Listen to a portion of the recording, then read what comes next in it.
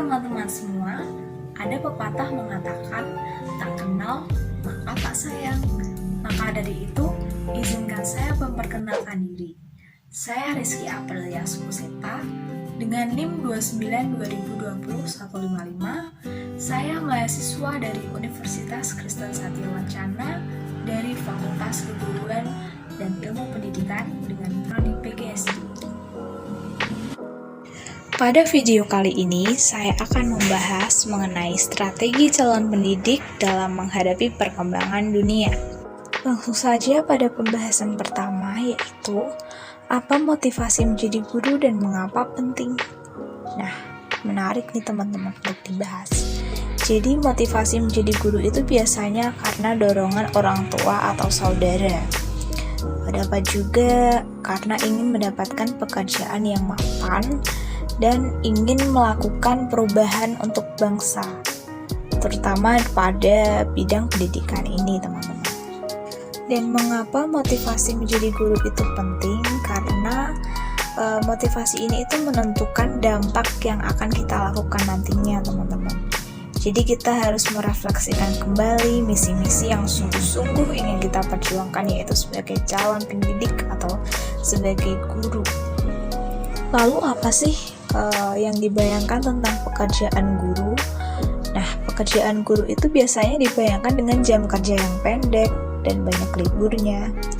Lalu menganggap tugasnya relatif mudah dan tantangannya statis atau tidak memiliki tantangan yang besar begitu.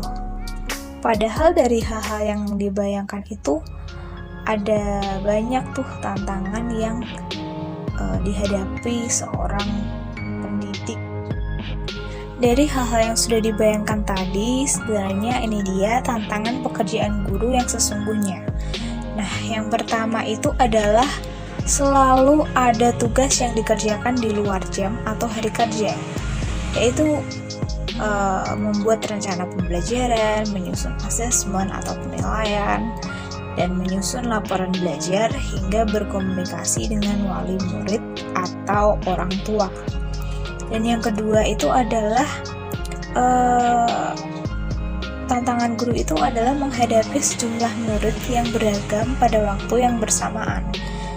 Nah, hal ini membangun suasana kelas yang kondusif, lalu menghadapi murid dengan perilaku yang sulit, dan menangani keunikan murid.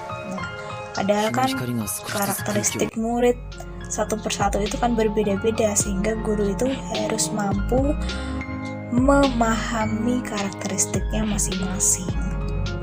Dan yang ketiga itu adalah tantangan yang terus berubah. Maksudnya yaitu adalah seorang guru itu harus mampu mengikuti perkembangan, terutama yang sekarang ini nih, perkembangan teknologi. Yang selanjutnya itu adalah 4 kunci cikal untuk pengembangan guru yang disampaikan oleh Ibu Najila Shihab. Yang pertama itu adalah kemerdekaan. Kemerdekaan di sini mencakup menyusun misi personal sebagai seorang guru, membaca beragam buku atau bacaan baik pendidikan maupun sastra, dan melakukan refleksi pelaksanaan misi personal secara berkala. Dan yang kedua itu adalah kompetensi. Kompetensi di sini bisa dikembangkan dengan mengikuti webinar atau pelatihan guru, mencari kesempatan mengajar, dan merancang strategi pengelolaan kelas, pembelajaran, dan asesmen. Dan yang ketiga, kolaborasi.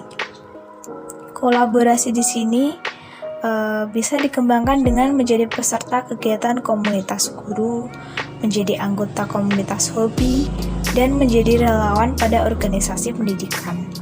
Dan yang terakhir pada karir ini adalah guru mengembangkan dirinya dengan mengenali dan mengembangkan keterampilan yang disukai, menghasilkan dan mempublikasikan karya, serta membuat dan mengolah akun media sosial. Merdeka Belajar. Apa sih sebenarnya Merdeka Belajar itu? Merdeka Belajar ini merupakan program kebijakan baru Kementerian Pendidikan dan Kebudayaan Republik Indonesia yang dicetuskan oleh Menteri Pendidikan dan Kebudayaan RI Kabinet Indonesia Maju, yaitu Pak Nadiem Makarim.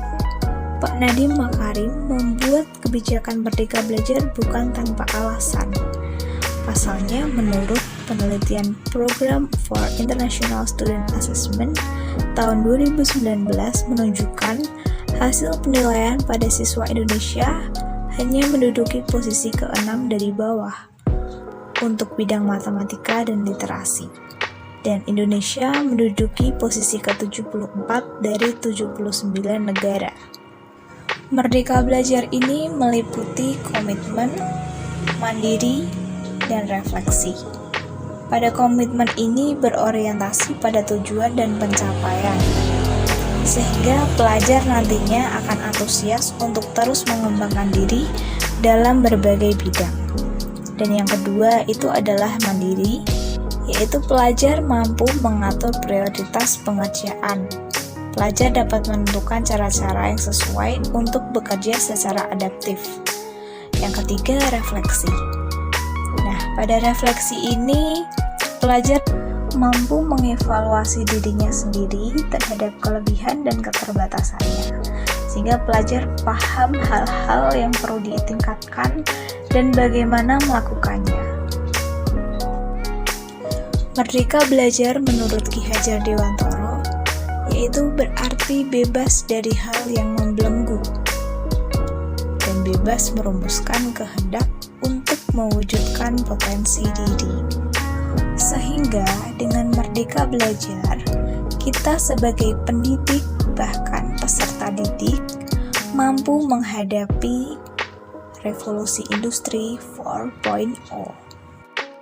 Melalui program media belajar yang bertujuan untuk mempersiapkan pendidik maupun peserta didik dalam era revolusi 4.0, maka persiapan yang perlu dilakukan itu adalah penguatan pendidikan karakter atau PPK yang dimulai sedini mungkin untuk membangun dan membekali para calon generasi emas Indonesia pada masa yang akan datang dalam menghadapi dinamika perubahan di masa depan dengan keterampilan abad 21.